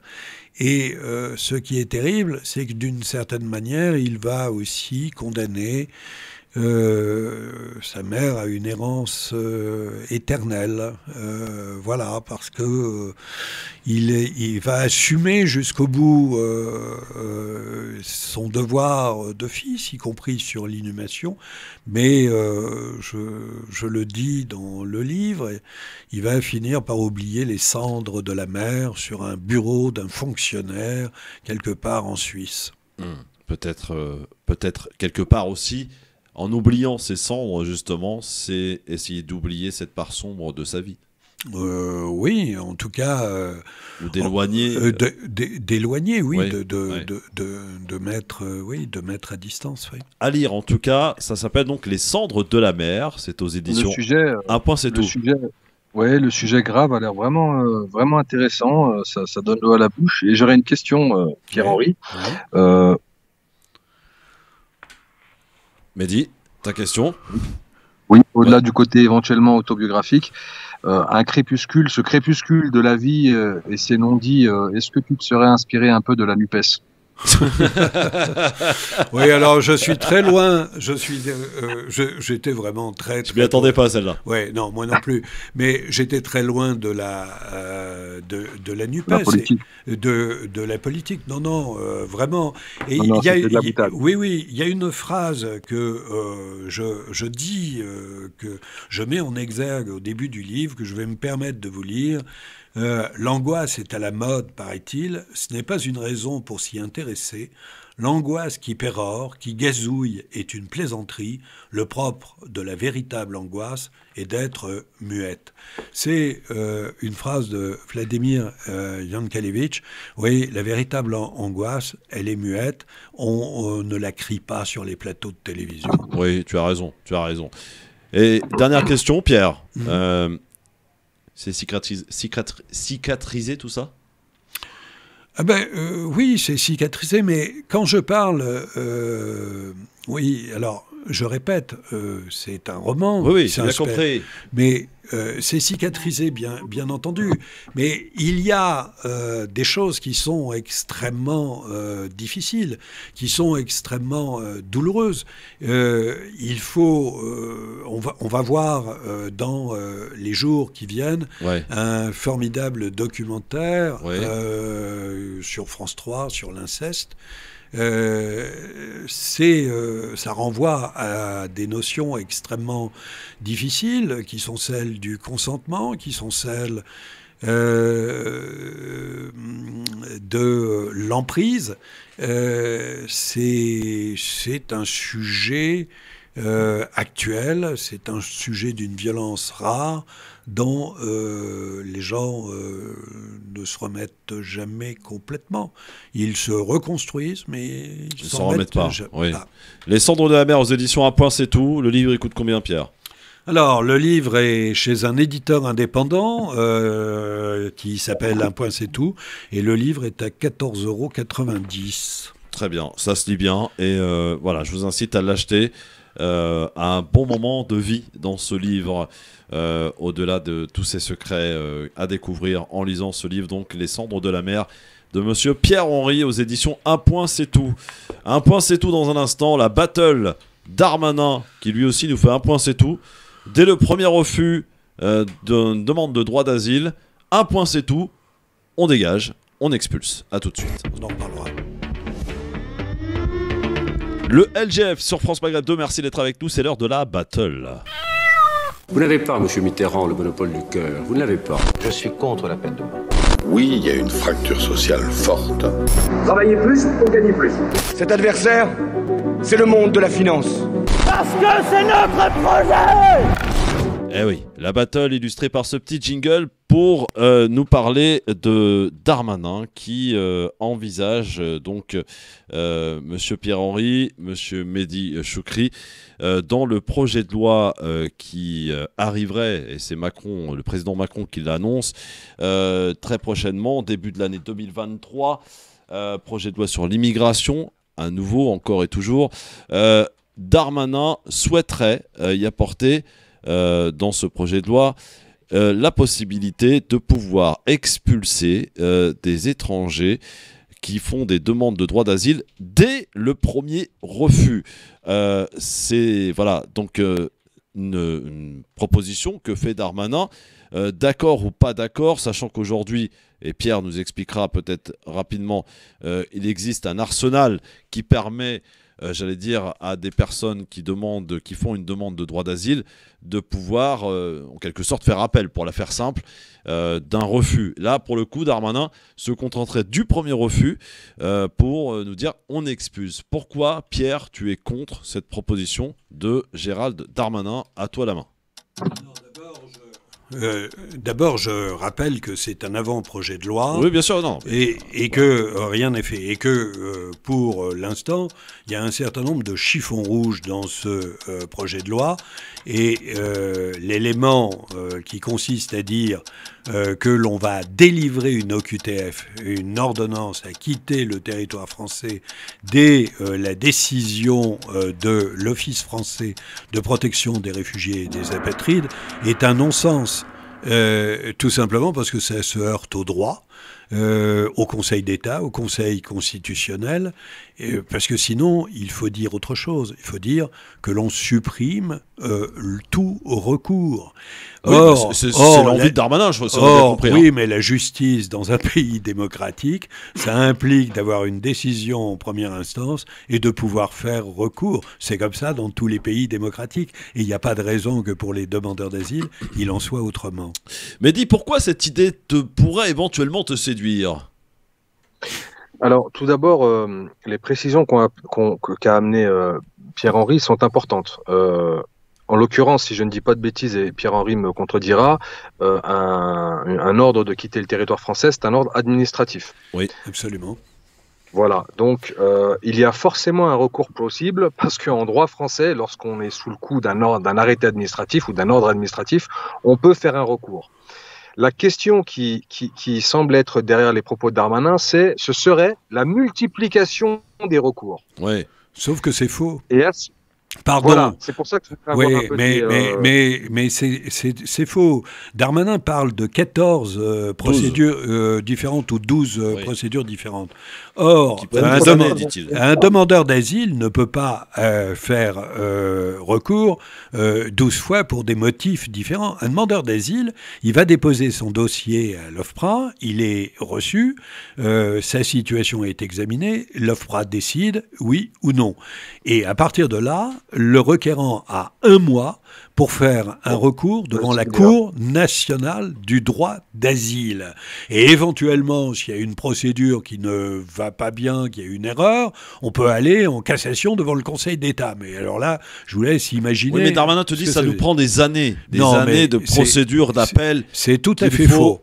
Stopper, et dès le premier refus, en fait, de la demande de droit d'asile, eh bien, on délivre une OQTF. Mais d'abord, c'est un leurre. Pourquoi c'est un leurre? Parce que faire penser que l'on va régler la question migratoire parce qu'on va supprimer le recours dans un pays démocratique sur une procédure qui engage la vie des gens, c'est tout simplement une foutaise. La question migratoire, elle est bien plus compliquée que ça. Alors, Mehdi, donne-nous un petit peu ton avis là-dessus, ta manière de voir les choses, justement, concernant cette politique migratoire. Est-ce qu'on permet trop de recours? Est-ce qu'on n'est pas assez ferme? Comment tu vois un petit peu les choses?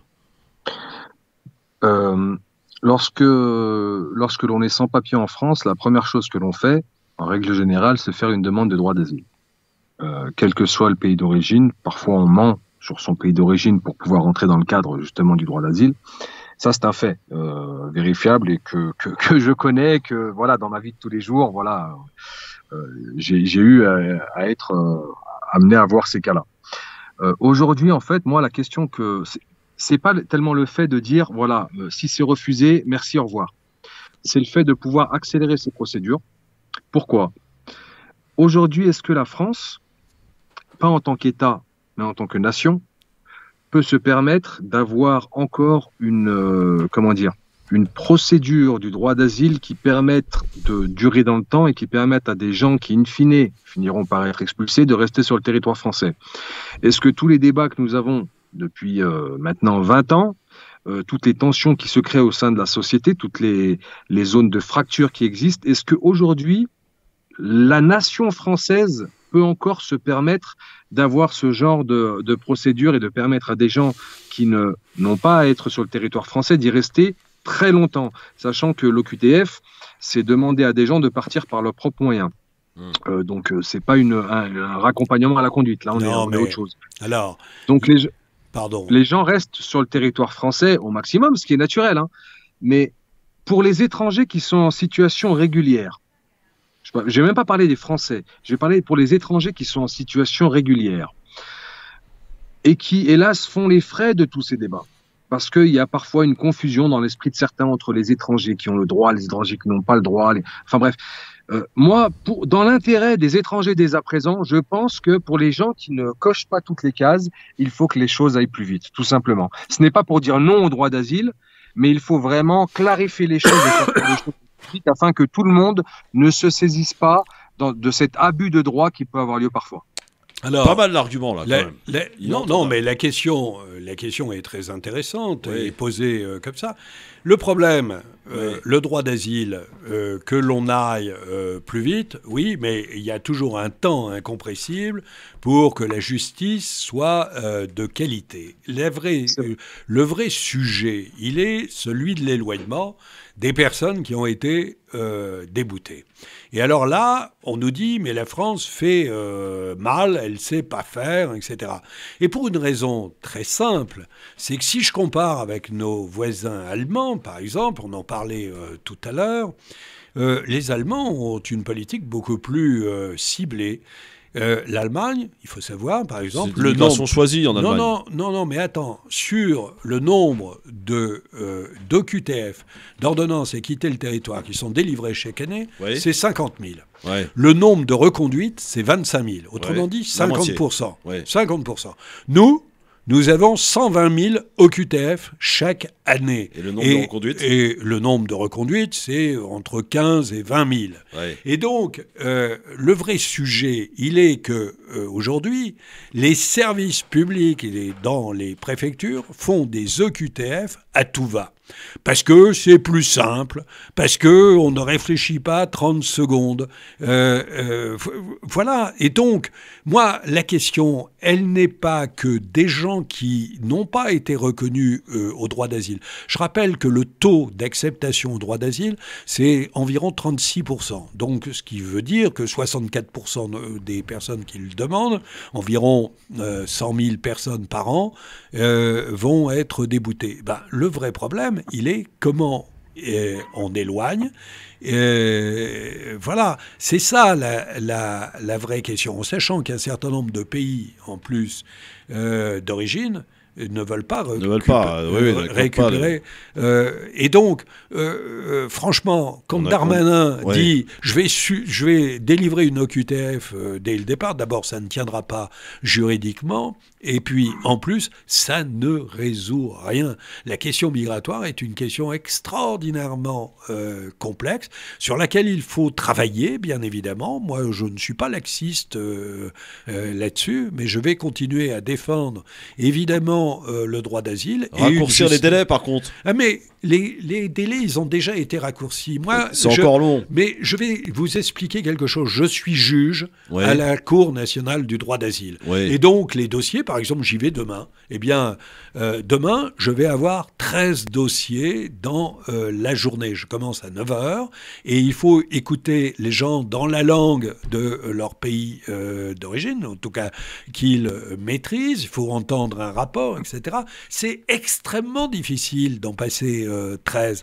Et nous allons prendre nos décisions sur ces dossiers demain et nous allons donner notre décision dans les 3 semaines. Bon, voilà. Alors, le temps pour arriver là, c'est aux environs de 4, 5, 6 mois en moyenne. Et puis, il y a des dossiers qui sont extrêmement compliqués. Je ne peux pas rentrer dans le détail, bien sûr. Dans le détail de ces dossiers parce que je suis soumis au secret. Au secret, pas évidemment. Pas médical, celui-là. Non, mais c'est extraordinairement... Il y a des dossiers extraordinairement complexes. Alors, dernier mot pour Mehdi là-dessus et pour finir cette battle. Oui, une dernière chose, c'est qu'il suffit d'aller devant toutes les préfectures des grandes villes, tout du moins, service des étrangers, à 5h du matin, pour voir un peu ce qu'il en est de l'administration des étrangers actuellement en France. Des files d'attente à non plus finir devant toutes les grosses préfectures, que ce soit celle du Rhône, certainement à Paris, ça doit être la même chose, ou à Marseille. Il y a vraiment alors, bon, je sais que actuellement les finances de l'État sont exsangues, mais quand on veut commencer par déjà faire une politique migratoire, il faut y mettre les moyens pour distinguer le bon grain de l'ivraie, comme on dirait. Et aujourd'hui, force est de constater que pour les personnes qui sont en règle, c'est déjà un parcours du combattant. C'est vrai. Alors pour les personnes qui, a priori, ne le sont pas ou demandent à l'être, ça doit être, et j'imagine tout à fait, Pierre-Henri, la situation, ça doit être très compliqué. Ceci étant, et là je reviens toujours à cet intérêt national, le faire nation. Aujourd'hui, j'ai peur que, M. Darmanin fait de la communication. De toute manière, je n'en pense pas moins de cette personne. Je sais qu'il est dans la communication, il n'est pas dans l'action et dans la programmation. Mais simplement, voilà, il faut quand même faire attention avec ces sujets. Le droit d'asile aujourd'hui est vraiment surdemandé et parfois à l'abus. Et je pense pas que ça fasse du bien, hélas. Nous ne sommes pas le premier pays. Nous ne sommes pas le premier pays où on demande l'asile en Europe. C'est l'Allemagne. Je siffle la fin de cette battle très intéressante aujourd'hui, au-delà de la confrontation. Voilà, des vraies idées, des vrais échanges qui ont été faits dans cette émission. Mehdi, je te libère. Merci beaucoup, mon Mehdi. À très très vite. Merci Pierre-Henri, merci Christophe. Désolé de devoir vous quitter si tôt, mais hélas, il faut. J'imagine. Bon, à très bientôt, mon Mehdi. Dans un instant, avec Pierre-Henri, on fait un petit retour en arrière avec MAM, la belle histoire des génériques, celui de l'émission Coucou, c'est nous de Christophe de Chavannes. Restez avec nous. Le Grand Forum revient dans un instant sur France Maghreb 2. Le Grand Forum sur France Maghreb 2. Alors, on a un petit peu bousculé l'ordre des choses parce que notre ami Mehdi, notre chroniqueur lyonnais, devait partir un tout petit peu avant 18h. Notre agent de transport, vous savez comment ça se passe dans les transports, l'heure c'est l'heure, après l'heure c'est plus l'heure.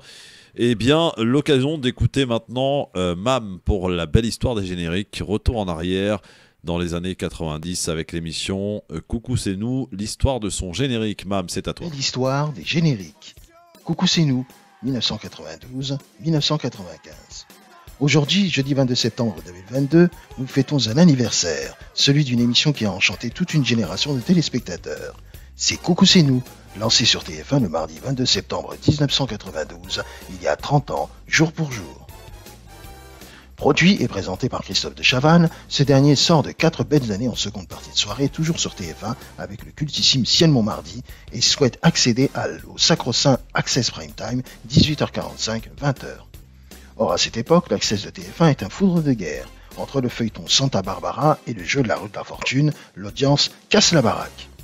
Christophe de Chavannes ayant exigé cette case horaire et fin de simuler un éventuel départ pour France 2, finit par avoir gain de cause pour installer un talk-show mêlant jeu, divertissement et humour. Entouré d'une équipe qui fera date dont certains faisaient déjà partie de l'époque Ciel Montmardi, l'inénarrable Patrice Carmouze et sa rubrique Objet qui capotait à chaque fois, Renaud Ahar, le duo Charlie Nestor Jean-Marc Lubin, plus connu sous le nom de Charlie et Lulu, Sophie Favier, Pierre Bellemare ou encore le magicien Bernard Billis. Le concept est simple, autour d'un invité faisant l'actualité et accessoirement en promo, De Chavannes et sa bande enchaînent les séquences faites de chroniques diverses de jeux de défis tels l'énigme, le monsieur madame, le ni oui ni non, en téléphonant à une gendarmerie, ou les séances de happening dont beaucoup sont restés dans les mémoires.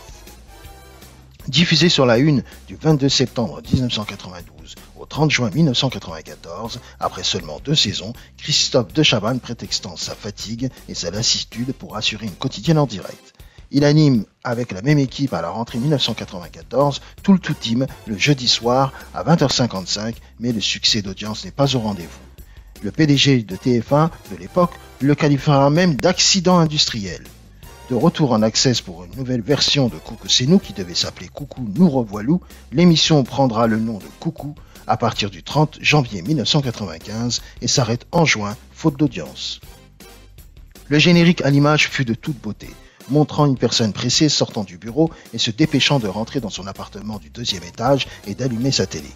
Apparaît en zoom sur la télé l'arrivée de Christophe de Chavannes déboulant à toute allure sur le plateau 102 de la Maison de la Radio. L'émission est revenue à 20h30 en 2004, puis pour les 20 ans de l'émission en 2012 avec Laurence Boccolini. Depuis le 1er septembre 2014, l'émission a sa chaîne YouTube permettant à tous de revoir en intégralité le programme.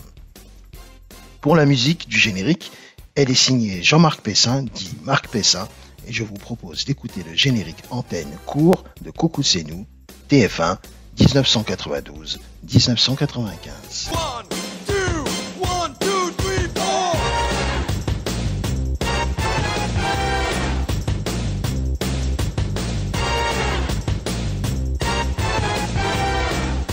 Tu regardais, mon Pierre, à l'époque, Coucou c'est nous, de Chavannes Oui, bien sûr, comme...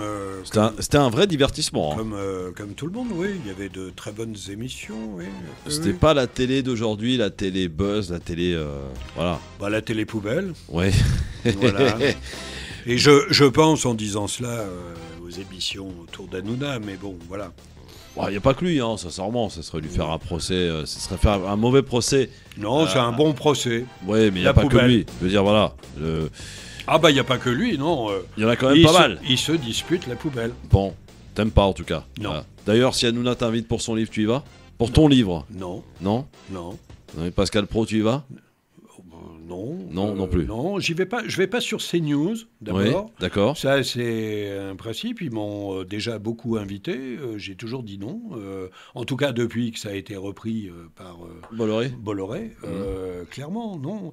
Je suis allé sur une émission de Hanouna, mais parce que Hanouna n'était pas là et que c'était Karim Zeribi qui l'a présenté. Oui, je m'en souviens. C'était Balance ton poste. Voilà, donc Balance ton poste, mais Hanouna n'était pas là. Oui, c'est le personnage Hanouna que t'aimes pas, ce qu'il représente. Surtout. Comment t'expliques son succès aujourd'hui? Parce que c'est un véritable, on va dire aujourd'hui, c'est le patron des médias. Hein. Oui, mais en faisant vraiment du bas de gamme, voilà. Mais il faut peut-être les gens attendent, non? La preuve, ça marche. Oui, mais c'est pas parce que ça marche qu'on est obligé de leur servir de la merde, pardon. Mais oui, mais Pierre, tu sais, quand on est un média, il faut quand même pour des histoires de parts de marché répondre. Oui, on peut faire du divertissement et de qualité, voilà. Évidemment, ça coûte pas cher, hein, mettre des nouilles dans le slip du voisin. Oui, bon, ça c'est caricatural. Effectivement, il y a quelques années, maintenant ça a un peu changé quand même. Ça fait longtemps que t'as pas regardé. Oui, enfin ça a un peu changé. Non, le principe de l'émission ne me convient nullement. T'aimes pas? Bon, voilà. T'es pas fan, ça peut arriver. Non, voilà. Non, mais voilà. Après, bon, je vois bien la réalité. Hein, oui, voilà, c'est que ça marche. La réalité, c'est que, par exemple, quand je je suis passé à Balance ton poste, Oui. des gens dont je ne soupçonnais pas une seconde qu'ils pouvaient regarder, m'ont dit mais tu étais à la télé hier soir. Voilà. Ah oui. Ah, Donc voilà. ça veut dire que tu regardes. Exactement. Bah oui. Eh oui. Voilà. Bon, eh bien merci beaucoup mon Pierre, c'était Donc, très intéressant. lisez, regardez un peu moins la télé. C'est ça, par exemple le livre de Pierre Henry, Voilà. Les cendres Merci, de la Christophe, mer, aux pour éditions cette- Un Point, c'est tout. Merci Voilà. Christophe pour cette excellente interview. Eh bien, merci beaucoup, mon Pierre. À très vite, bien sûr. Nous, on est de retour demain sur France Maghreb 2 avec Hakim Enouli et le retour de Tarek Mami qui fera sa rentrée demain entre 16h et 18h. Bonne soirée à tous et à demain. Le premier salon de l'immobilier algérien en France vous présente votre émission quotidienne Le Grand Forum, animée par Christophe Fraud de 16h à 18h. Le Cina Paris, qui aura lieu les 28, 29 et 30 octobre prochains à l'espace Charenton dans le 12e arrondissement de Paris, présentera les meilleures offres immobilières aux ressortissants algériens basés à l'étranger. Entrée gratuite, rendez-vous sur cinaparis.com.